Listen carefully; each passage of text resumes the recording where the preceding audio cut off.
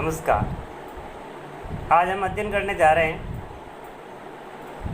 सिंधु सभ्यता के कार्य, जो रहने वाले लोग जो कार्य करते थे उनके बारे में अध्ययन करेंगे। देखो, अभी तक हमने इनके बारे में जो चर्चा की है वो अपनी कला, लिपि, विज्ञान और उनका सामान्य परिचय ये हमने अच्छी तरह से पढ़ा है। आज हम इसी संदर्भ में आगे चर्चा करने वाले हैं। सबसे पहले तो अपन बात करते हैं कि वहाँ पर आर्थिक उपलब्धियाँ कैसी कैसी थी। तो इस संदर्भ में मैं चर्चा करना चाहूँगा कि सिंधु सभ्यता के लोग अच्छी कृषि थी, उनकी पशुपालन था, साथ ही उद्योग धंधे भी थे। आंतरिक और बाह्य दोनों प्रकार का व्यापार होता था, क्योंकि इस सभ्यता में जब खुदाई की गई तो हमें कुछ अवशेष प्राप्त हुए। उन अवशेषों में घोड़े की अस्थियों के अवशेष प्राप्त हुए। सुरकोटड़ा और रणगुंडई ये ऐसे स्थल हैं जहाँ से हमें घोड़े की अस्थियाँ मिली है। साथ ही ऐसा राव ने बताया कि रंगपुर और लोथल से घोड़े की मिट्टी की मूर्तियाँ भी मिली हैं। बीएस बाकणकर भी कहते हैं कि कच्छ और सरस्वती नदी शोध संस्थान के दौरान जो खुदाई की गई थी तो उसके अंतर्गत भी वहाँ पर कई प्रकार के अवशेष प्राप्त हुए, जिसमें घोड़े की अस्थियाँ बहुत ज़्यादा प्राप्त हुई। अब कृषि कार्य पे चर्चा करते हैं तो कृषि कार्य की बात करते हैं कि कृषि कार्य होता या नहीं। ये तो हमें वहाँ पर जो विशाल अन्न का भंडार मिला, उस अन्न के भंडार के आधार पर ही पता चल जाता है कि वास्तव में कृषि कार्य होता था और अच्छा होता था। साथ ही महानगरीय व्यवस्था थी, क्योंकि नगरीय सभ्यता थी ये। और यहाँ पर उत्पादन के रूप में देखो, गेहूँ, जो मोटा अनाज, और ज्वार, दाल, मटर, रागी, सांबा ये प्राप्त होते थे। इनके अलावा कपास, खजूर, मटर, रागी, तिल, चावल का भी उत्पादन होता था। जुताई के लिए ये लकड़ी के हल का प्रयोग करते थे। और कालीबंगा की खुदाई में हमें पता चला है कि वहाँ पर जुते हुए खेत के अवशेष मिले, आड़ी और तिरछी हल रेखाओं के रूप में जुते हुए खेत के अवशेष मिले। तो वहाँ पर दोहरी फसल उत्पादन होता था, ये एक संकेत मिलता हमें।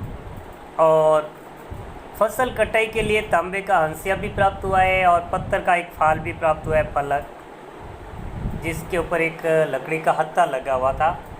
उससे हमें पता चल जाता है कि यहाँ पर कृषि कार्य अच्छा होता था। अब बात करेंगे अपन उद्योग धंधों की। तो उद्योग धंधे वास्तव में यहाँ पर थे, सिंधु सभ्यता में उद्योग धंधे भी थे।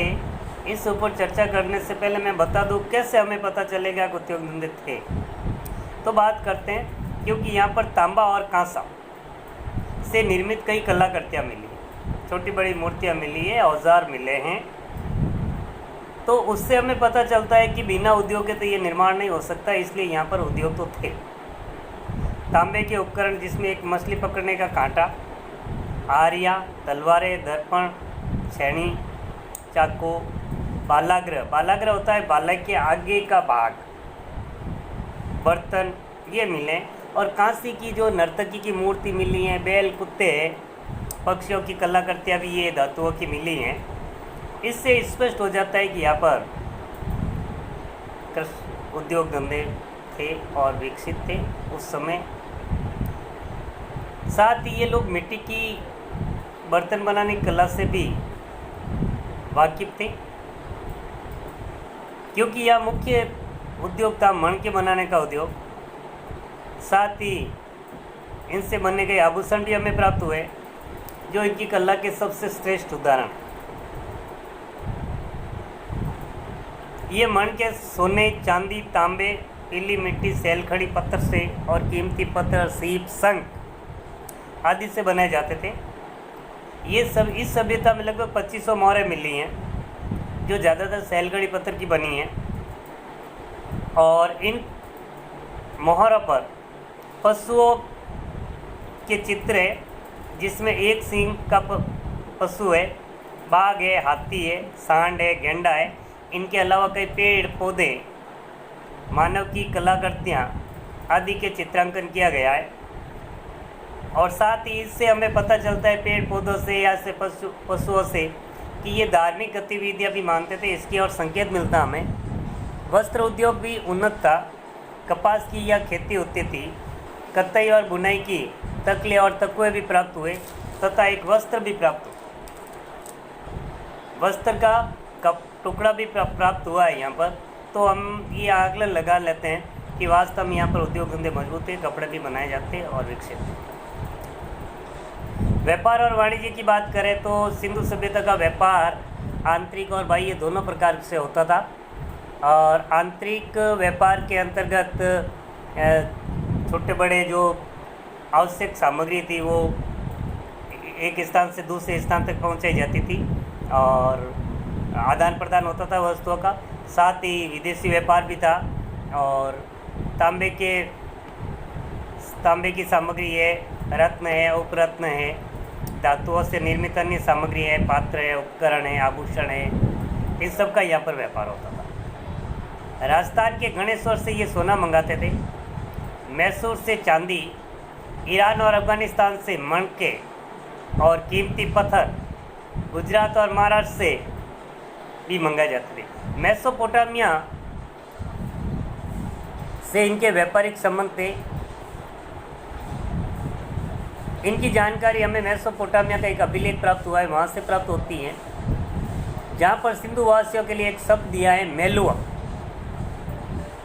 मेसोपोटामिया के नगरों में सिंधु सभ्यता की 24 मोहरें मिली हैं। जो सिंधु में थी वो मेसोपोटामिया में ऐसी मोहरें मिली है, तो उससे हमें पता चलता है कि इनका व्यापार मेसोपोटामिया से भी था।